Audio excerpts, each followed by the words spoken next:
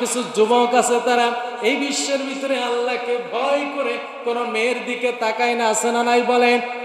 এমন কিছু যুবক আছে যারা পরস্ত্রীর দিকে তাকায় না, টিভি সিনেমা দেখে না, এই সমস্ত খারাপ কাজ করার সময় চিন্তা করে আমার গুনাহের কাজ করার সময় কেউ না দেখুক, যিনি সদা সর্বদা আমার সব কিছু পর্যবেক্ষণ করেন তিনি কে? আল্লাহ পাক রব্বুল আলামিনকে জিজ্ঞাসা করলাম, আল্লাহ তুমি কাদেরকে পছন্দ করো, চুজ করো কাদেরকে? আল্লাহ পাক রব্বুল আলামিন উত্তর দিতে পারবেন কি পারবেন না বলেন? জোরে বলেন, পারবেন কি পারবেন? আল্লাহ সবাইকে পছন্দ করে? সবাইকে সরকারের প্রিয় ব্যক্তিত্ব ভাজন হতে পারে? যারা তার অনুসরণ করবে, তারা কোম্পানিতে যেই এমপ্লয় ভালো মানে যে এমডি বা যে আপনার বিশেষ করে আরো ম্যানেজার পোস্টে ভালো পোস্টে চাকরি করে, যে কোম্পানির এমডিকে ভালোভাবে আপনার খুশি করতে পারবে, তার ডিমোশন হবে না প্রমোশন হবে? তার কি হবে? প্রমোশন হবে, ডিমোশন হবে না। এই জন্য আল্লাহ তাআলাকে আমরা যারা খুশি করব, আমাদেরকে যিনি ডিমোশন থেকে প্রমোশনে এনে জান্নাতের মেহমান বানাবেন তিনি কে? আল্লাহ রাব্বুল আলামিনকে জন্য জিজ্ঞাসা করলাম, আল্লাহ তুমি কেমন মানুষদেরকে চুজ করো, কেমন মানুষদেরকে পছন্দ করো? আল্লাহ পাক রব্বুল আলামিন বিশেষ করে সর্বপ্রথম বললেন সূরাতুত তাওবা। কি সূরা যদি বলেন? সূরাতুত তাওবা, এটা কোরআন কারীমের 9 নম্বর সূরা, 9 নম্বর সূরা সূরাতুত তাওবা 4 নম্বর আয়াত নাযিল করে আল্লাহ বলেন, শোনো বান্দা, আমি কোন তোমাদের ভিতরে সিমটম, কোন লক্ষণ, কোন গুণ থাকলে আমি ভালোবাসবো সেটা আমি তোমাদেরকে জানিয়ে দিলাম। আল্লাহ বলে, কি করে বলেন? আল্লাহ বলেন আমার সাথে, ইন্নাল্লাহা ইউহিব্বুল মুত্তাকিন। জোরে বলেন আল্লাহু আকবার। কি বললেন? আল্লাহ মুত্তাকি কারা? মুত্তাকিদেরকে আল্লাহ ভালোবাসে। ইন্নাল্লাহা নিশ্চয়, ইউহিব্বুন মানে ভালোবাসা, মুত্তাকি মানে হচ্ছে যারা একনিষ্ঠভাবে কেবলমাত্র যার ভালোবাসা পেতে চায়, যাকে খুশি করতে চায় তিনি কে? আল্লাহ পাক রব্বুল আলামিন বলে, ইন্নাল্লাহা ইউহিব্বুল মুত্তাকিন। যারা মুত্তাকি, মুত্তাকি হতে গেলে আপনার গুনাহ করা যাবে বলেন? মুত্তাকি যারা আল্লাহ পাক রব্বুল আলামিন তাদেরকে ভালোবাসেন আর তাদেরকে জান্নাতের তিনি মেহমান বানিয়ে দেবেন। পিছনের গুনাহ যা করেছে মুত্তাকি যারা, তাদেরকে মাফ করে দেবেন যিনি, তিনি কে? জোরে বলেন। মুত্তাকি হতে হলে বিশেষ করে 8 শ্রেণীর লক্ষণ, 8টা ধরনের কাজ করা লাগবে। কিন্তু এত কাজ, এত ধরনের শ্রেণীর ওয়াজ করার মতো সময় আমার এখন নাই, যার কারণে সংক্ষিপ্ত পরিসরে বিশেষ করে আমি 2-1টা লক্ষণগুলা বলবো।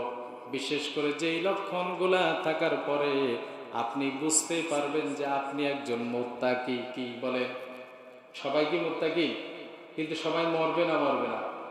হ্যাঁ, সবাই মরবে, সবাই খাটিয়াতে উঠবে, সবাইকে 3 টুকরা কাফনের কাপড় আর মহিলা হলে 5 টুকরা দেওয়া হবে। কোনো ডিভাইডেড নাই, কোনো ভাগাভাগি নাই, আছে না নাই? হ্যাঁ, কোনো ডিভাইডেড নাই। যে আল্লাহকে মানে তার জানাজা যে ইমাম সাহেব পড়ায়, যে আল্লাহকে মানে না তার জানাজা সেই ইমাম সাহেব পড়ায় নাকি? কিন্তু পড়াইলে কি কাম হবে নাকি? মুত্তাকি যে না, তাকে হুজুর চিনে কি চিনে না বলেন?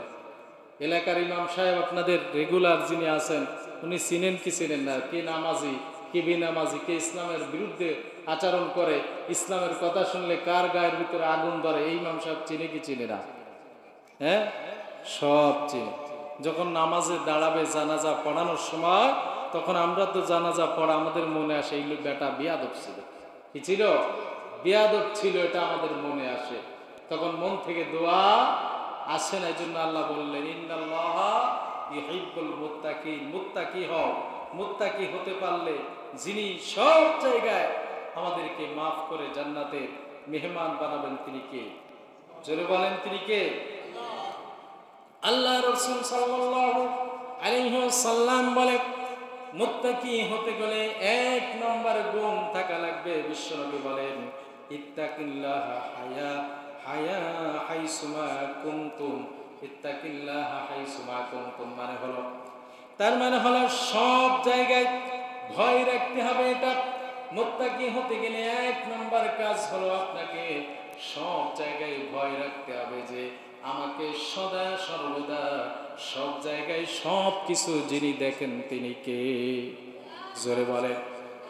সুদের টাকা রাত্রে নিলে কেউ দেখবে কি দেখবে না বলেন? হ্যাঁ দেখবে।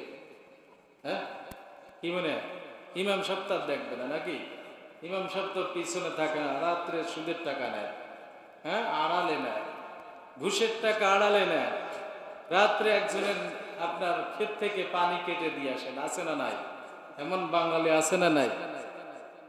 সব ছবি দরবেশ আছে না নাই বলে? বহুত লোক আছে যারা অন্যায়ভাবে জুলুম করেন, নির্যাতন করেন, হামলা দেন, মামলা দেন। তাদের অবস্থা কি হবে বলেন? গত কয়েকদিন আগে, গত সপ্তাহে দেখলাম আরে ঢাকা গাজীপুরে, কোথায় ঢাকা গাজীপুরে যেই দৃশ্য আসলে মানা যায় না। আমার দেশে বারবার যেই বর্বরতা, যেই নৃশংস নির্যাতন চলছে এটা আসলে বলে শেষ করা যায় না।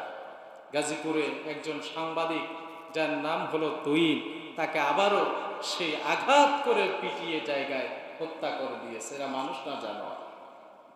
কি এরা কি মানুষ না জানোয়ার? এই তুহিন, সাংবাদিক তুহিন, সে যে দল করুক না কেন, আমার প্রশ্ন হচ্ছে তার স্ত্রীকে বিধবা করেছে, তার সন্তানগুলোকে বাপ হারা করেছে।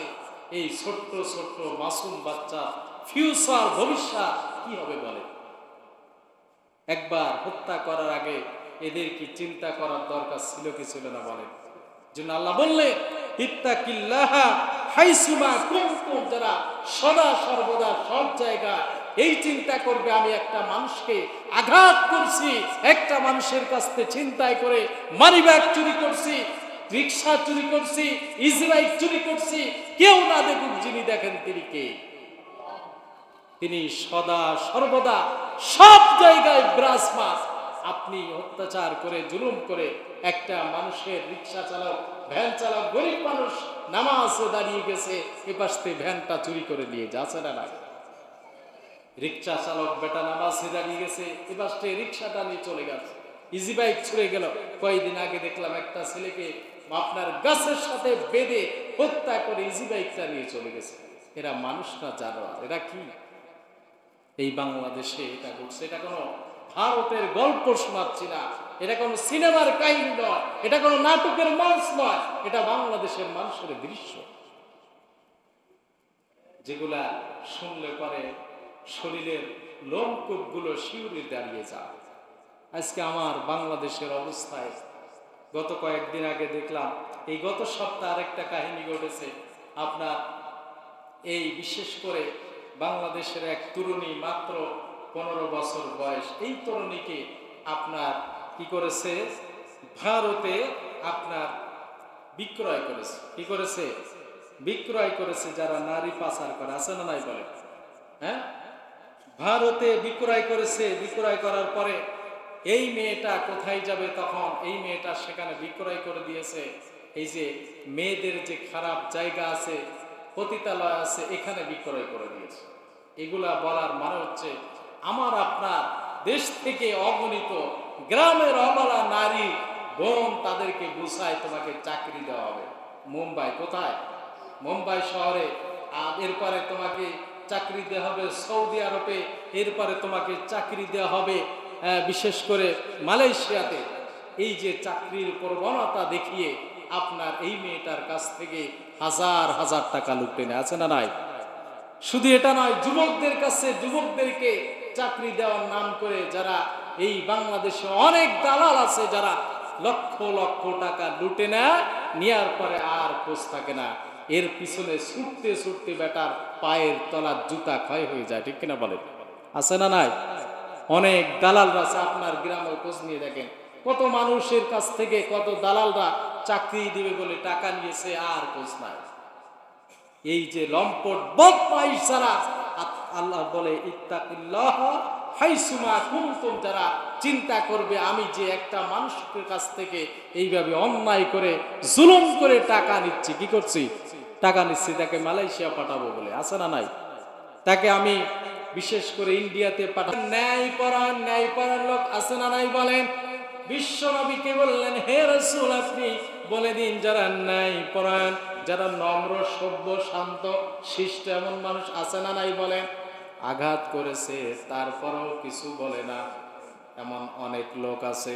আল্লাহ রাব্বুল আলামিন বলে, নিশ্চয়ই যারা এইভাবে মানুষের প্রতি ন্যায়পরায়ণ, আমি আল্লাহ পাক রব্বুল আলামিন তাদেরকে চুজ করি, পছন্দ করি, তাদেরকে আমি জান্নাতের মেহমান বানাবো। জোরে বলেন সুবহানাল্লাহ। অনেক সময় আমরা দেখতে পাই মসজিদের ভিতরে অনেকে চিল্লা চিল্লি করে, কি করে, আছে না নাই?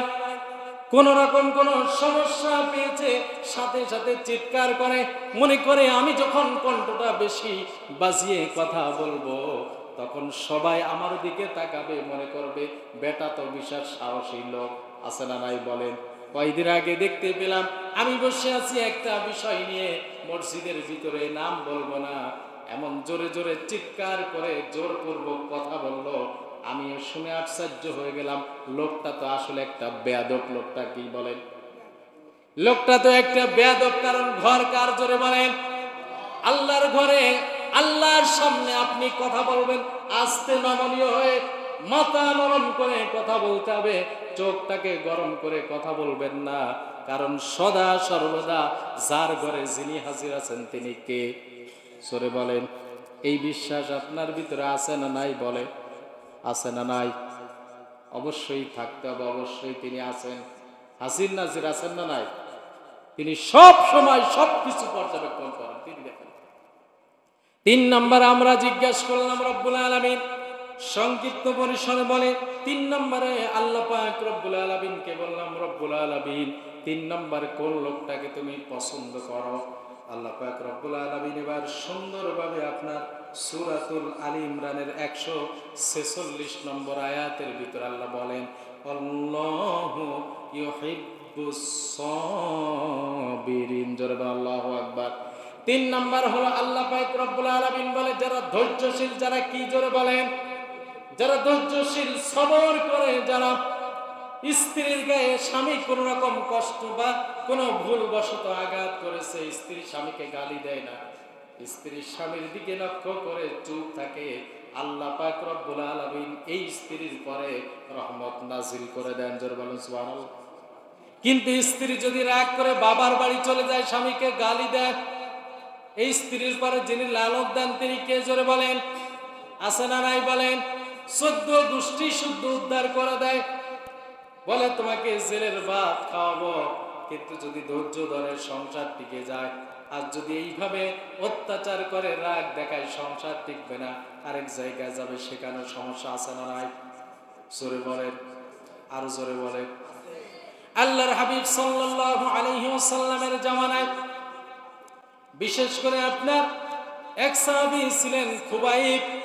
এই সাহাবীর কথা আর হাদিস শরীফের ভিতরে আসছে। হযরত খাব্বাব ইবনুল আরাদকে এই সাহাবীর নাম হাদিসের ভিতরে এসেছে।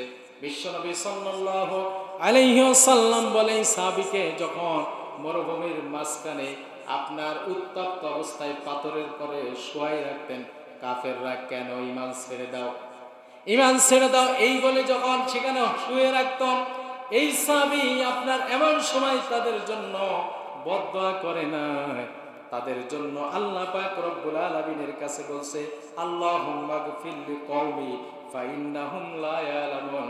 রব্বুল আলামিন এদেরকে আপনি ক্ষমা করে দিন, এদের পরে আপনি রহমত নাজিল করে দিন। জোরে বলেন সুবহানাল্লাহ। কারণ বললেন কেন? তিনি বললেন, যদি এদের পরে আমি বদদোয়া করি তাহলে আমার এই বিশেষ করে রেখা যাওয়া দিন ইসলামটা প্রচার কারা করবে? আছে না এমন মানুষ?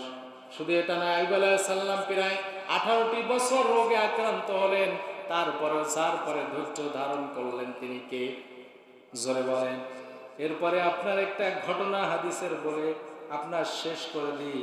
এক নারী সাহাবী যার নাম হলো খুমাইম রাদিয়াল্লাহু তাআলা আনহা, এই সাহাবী আপনার কঠিন একটা স্বামীর প্রতি বিশেষ করে নিদর্শন প্রদর্শন করলেন, যেটার কারণে তিনি বিখ্যাত একজন সাহাবীতে পরিণত হয়ে যান।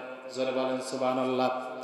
এই নারী সাহাবী ছিল একজন স্বামী, যেই স্বামী আপনার বিদেশ গেছে কাজ করার জন্য, ব্যবসা করার জন্য। এমন সময় তখন তো ফোনের যুগ ছিল না, যার কারণে ব্যবসা করতে গেলেন, কিছুদিন পরে তিনি বাড়ি আসবেন। এমন সময় তিনি মেসেজ করেছেন, চিঠি লিখে, আমি অমুক দিন বাড়ি আসব। ঠিক ওই দিন তার বাড়িতে সন্তান ছিল, একটা বাচ্চা ছিল, ছেলে বাচ্চা। সেই বাচ্চা অসুস্থ হয়ে যায়। অসুস্থ হয়ে যাওয়ার পরে বাচ্চাটা অসুস্থ হয়ে যাওয়ার পরে চিকিৎসা নেয়, কিন্তু সুস্থ হয় না। সুস্থ না হওয়ার পরে আস্তে আস্তে বেহুশ হয়ে গেলেন। আস্তে আস্তে ছেলেটা মৃত্যুর শয্যায় শায়িত হয়ে দুনিয়া থেকে বিদায় নিয়ে চলে যায়। জোরে বলেন সুবহানাল্লাহ। দুনিয়া থেকে বিদায় নিয়ে সন্তান চলে গেল। এমন সময় স্বামী কিন্তু বাড়িতে আসবে। স্ত্রী চিন্তা করলেন, আমার স্বামী এতদিন পরে বাড়িতে আসবে, আর আসার পরে যদি শোনে আমার সন্তান মারা গেছে, তাহলে স্বামীর মনে কষ্ট লাগবে, স্বামী চিন্তায় নিমগ্ন হয়ে যাবে, যার কারণে স্বামীকে মনে কষ্ট দিবে না। এই জন্য স্ত্রী কি করলেন, সন্তানটাকে সুন্দরভাবে গোসল করিয়ে আপনার এরপরে সুন্দর জায়গায় দাফন করে, সুন্দর জায়গায় গোছগাছ করিয়ে ঠিক মতো আপনার সারিয়ে আপনার সুন্দর জায়গা আপনার রেখে দিলেন। কেন রাখলেন? স্বামী যেন জানতে না পারে। সকলকে জানালেন, আমার স্বামী যখন বাড়িতে আসবে তোমরা তাকে বলবা না। স্ত্রী ধৈর্য ধারণ করলেন। কার পরে? জোরে বলেন আল্লাহর পরে ধৈর্য ধারণ করে স্বামীকে খুশি করতে চান, যার কারণে আপনার